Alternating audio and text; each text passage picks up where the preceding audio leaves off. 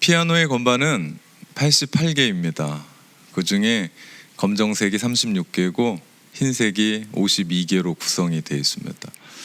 피아노는 각자의 건반이 자기에게 주어진 정확한 음정과 음색을 낼 때만이 아름다운 하모니를 만들어 갈 수 있습니다. 그래서 피아노 연주에 가면 가장 중요한 것이 피아노 조율입니다. 한국의 조율 명장 1호입니다. 이분의 이름은 이종열 씨인데요. 우리 사진에 보면 이분은 반평생 피아노 조율만 해왔었던, 그리고 그는 절대음을 찾기 위해서 조금도 긴장을 놓치지 않았던 그런 결과 그가 한국의 대단하다고 이야기하는 예술의 전당 호화마트홀 세종문화회관에서 그가 전속 조율사로 스카웃 되기도 합니다. 그분이 어느 정도였냐면 피아노를 조율하기 위해서 늘 자신은 정장을 입고 피아노 앞에 섰대요. 그리고 남들이 흔히 가지고 있는 튜닝기를 사용하지 않고 절대음을 갖기 위해서 그가 자신의 청각을 절대적으로 신뢰하고 조율을 한답니다.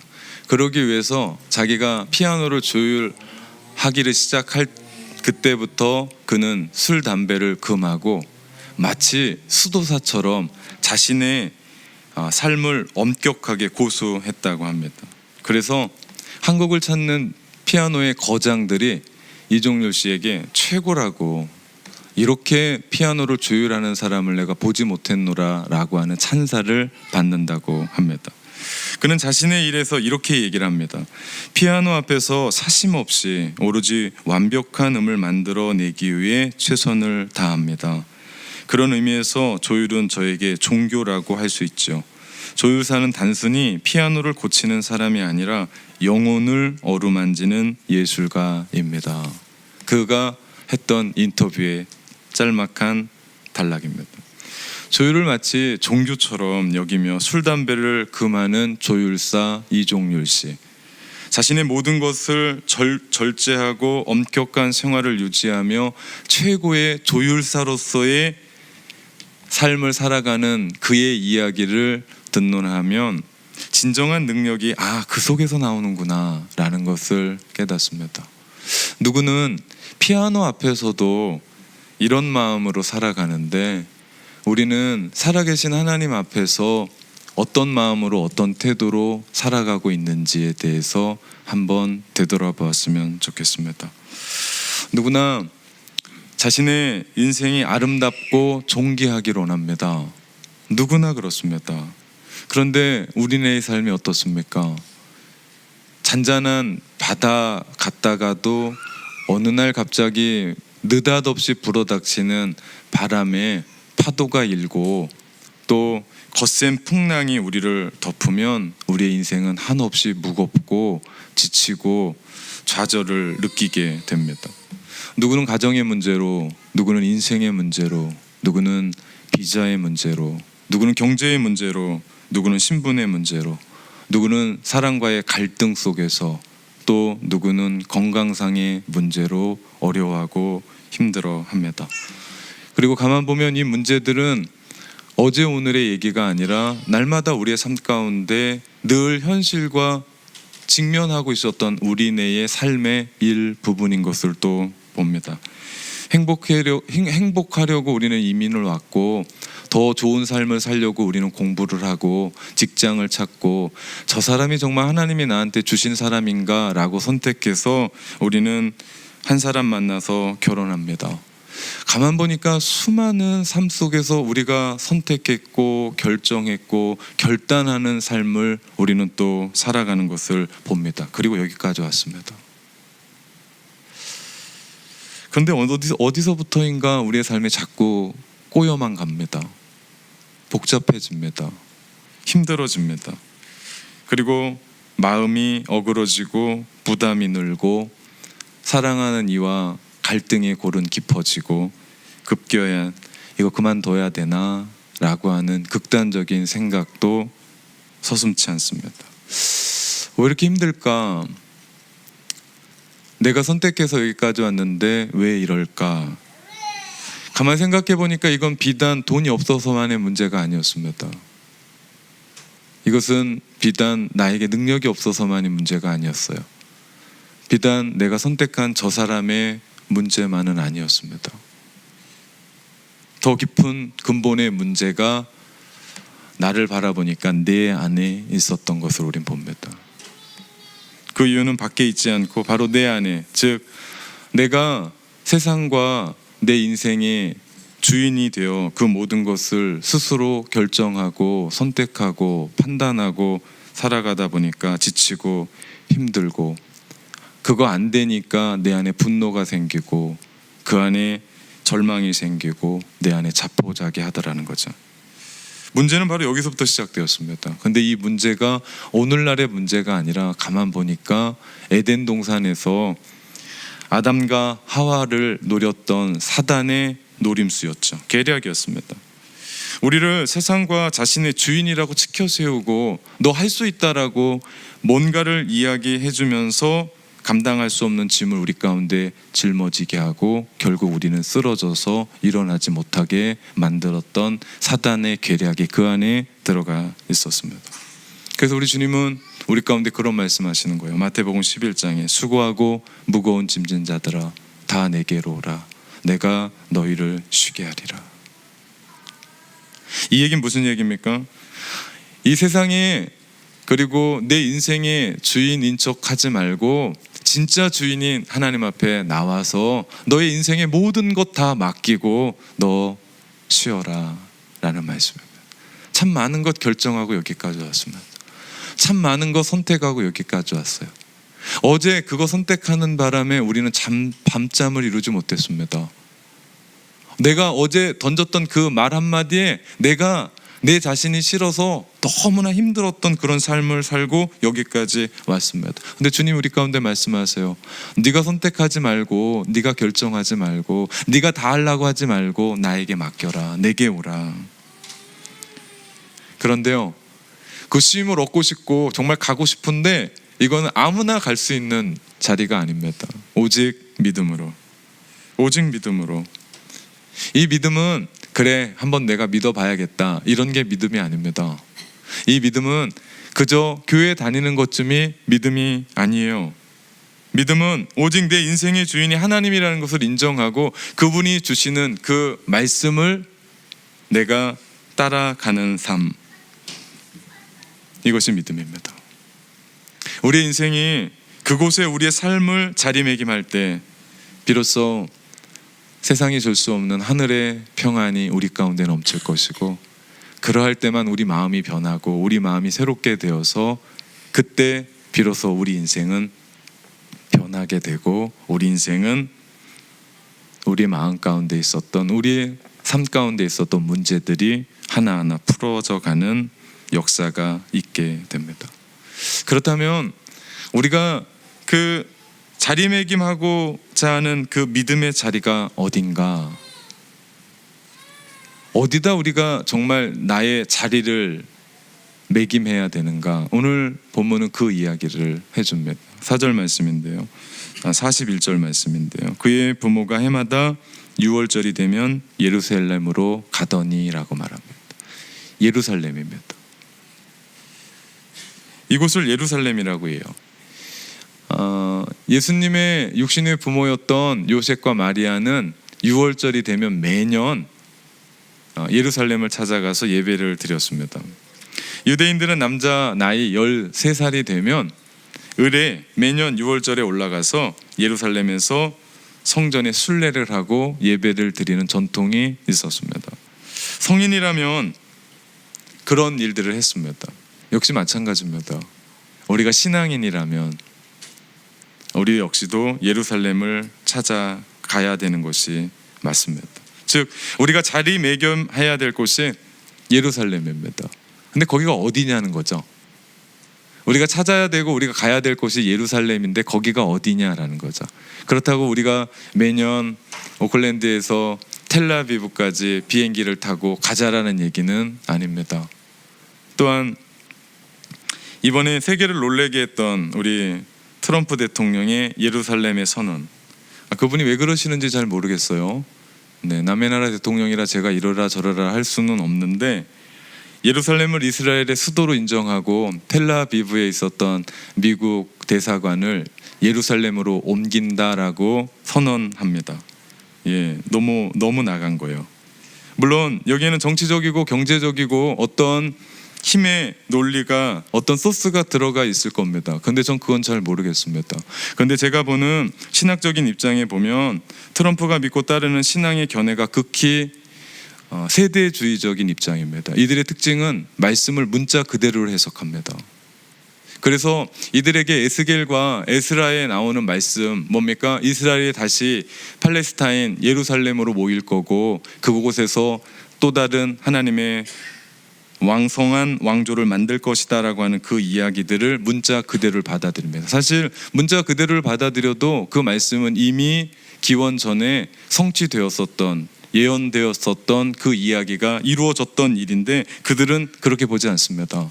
오늘날 이 이야기는 현재 진행형이고 계속해서 그 땅에 흩어져 있는 이스라엘 백성들이 모아져야 되고 그리고 예루살렘이 필요하다라고 이야기를 합니다.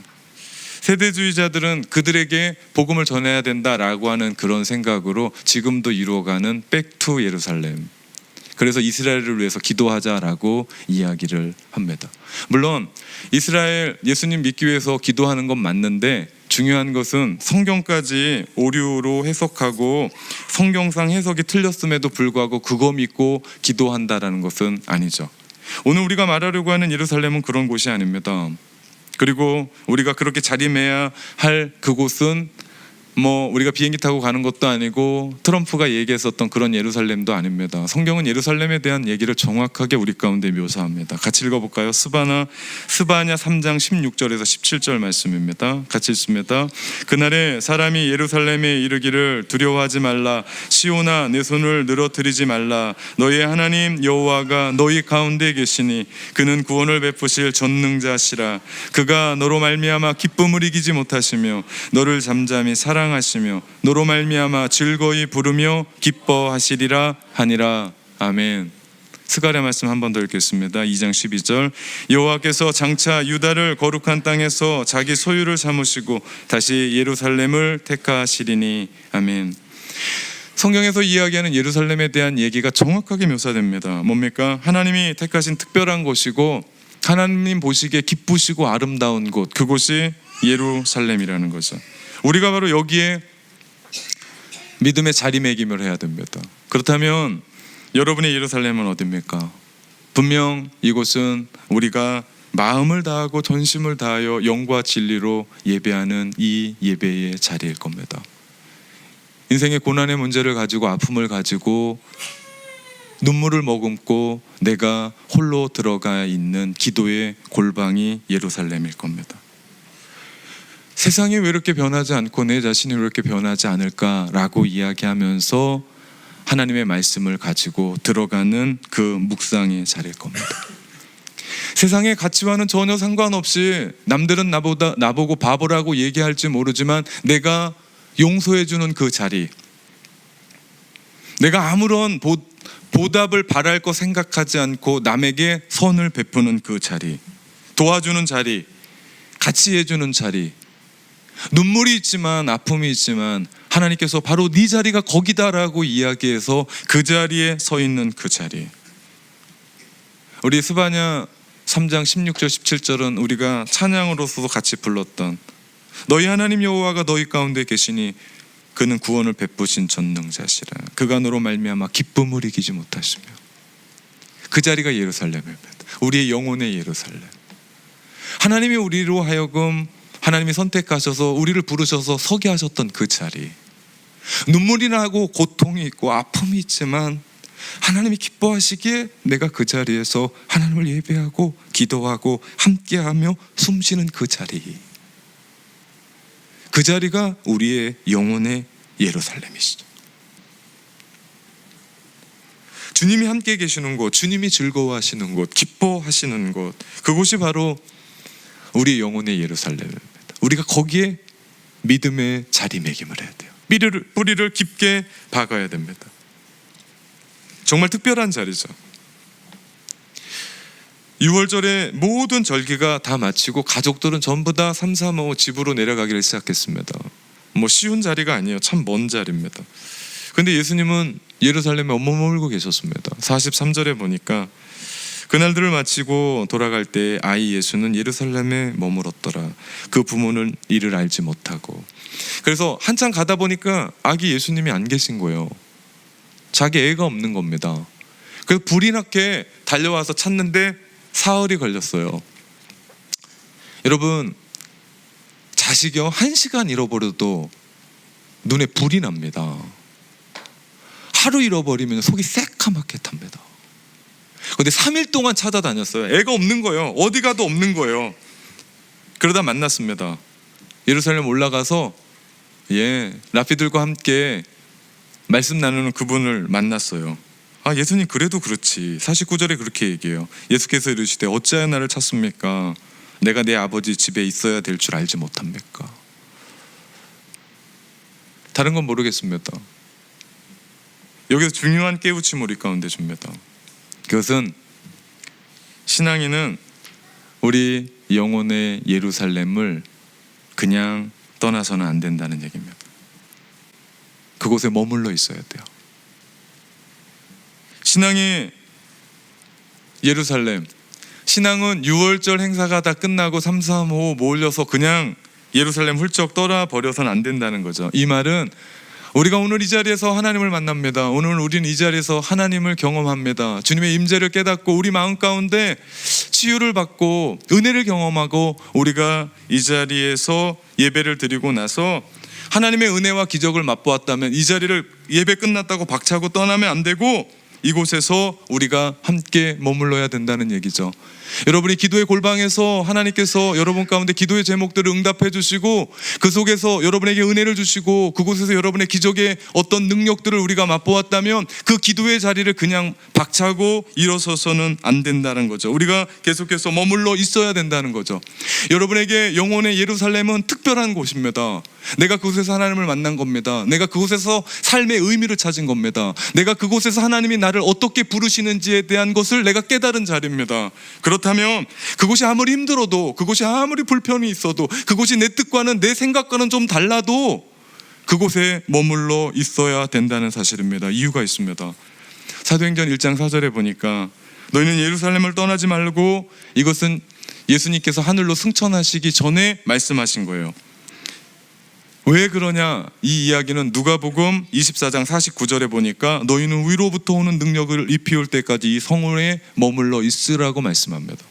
여러분, 누가복음과 사도행전은 누가가 지은 말씀입니다. 그래서 누가복음과 사도행전을 이끌어 누가행전이라고도 얘기를 해요. 누가 졌다고요?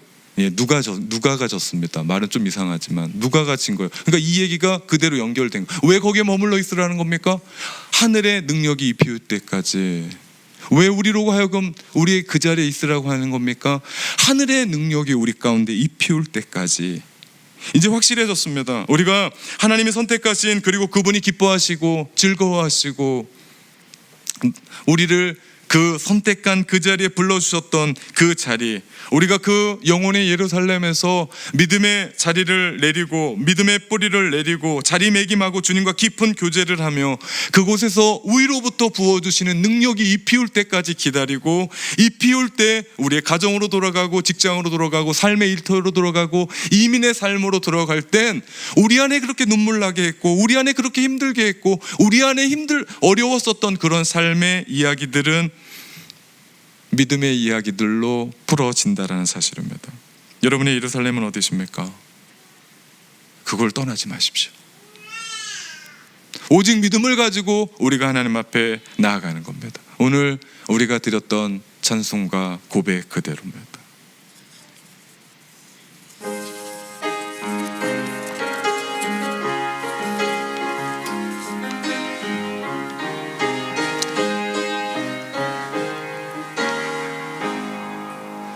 이 눈에 아무 증거 아니 배어도 믿음만을 가지고 손을 고르며 이 마음에 아니 들려도 하나님의 약속 위에 서리라. 걸어가세 믿음 위에 서서 나가세 나가세 의심 버리고 걸어가세 믿음 위에 서서 눈과 귀에 아무 증거 없어도. 그래서 우리가 목놓아 그렇게 찬양한 겁니다. 혹 그 자리가 눈물의 자리일 수 있고 고난의 자리일 수 있고 아픔의 자리일 수 있고, 그럼에도 불구하고 내가 참고 인내의 자리, 그럼에도 불구하고 우리가 그 자리를 떠나지 않기를 주님의 이름으로 축원합니다. 그곳에부터, 다른 곳이 아니에요, 그곳으로부터 위로부터 내려오는 부어지는 하나님의 능력, 하늘의 능력, 그 능력을 잊고 우리는 살아갑니다. 그러할 때 우리 남은 인생은 믿음으로 승리할 수 있을 줄 믿습니다. 한 목사님이 영국을 여행하다가 감리교 창시자인 웨슬레 목사님 고택에 들어갔대요. 안내하는 사람의 안내를 받고 같이 돌아보면서 웨슬레 목사님이 기도했던 기도실에 들어갔대요. 그랬더니 바닥에 쥐구멍 같은 구멍이 2개가 나 있는 겁니다. 그래서 안내자에게 물었대요. 저 구멍이 뭡니까? 그랬더니 그 안내하시는 분이, 예, 요한 웨슬레 목사님의 기도의 자리입니다. 요한 웨슬레는 평생을 새벽 4시에 일어나서 2시간씩 기도하고 수요일과 금요일에 특별히 금식으로 기도하고, 그를 지켜본 사람들이 이렇게 얘기했다고 합니다. 그는 다른 사람 그 누구보다도 기도를 중요시했습니다. 그리고 그가 모든 빛을 띤 청명한 얼굴로 기도실에서 나오는 것을 종종 보았습니다. 요한 웨슬레 목사님의 영혼의 예루살렘은 곧 기도의 자리였습니다. 사랑하는 성도 여러분, 여러분의 영혼의 예루살렘의 그 자리는 어디입니까? 우리 기도하겠습니다.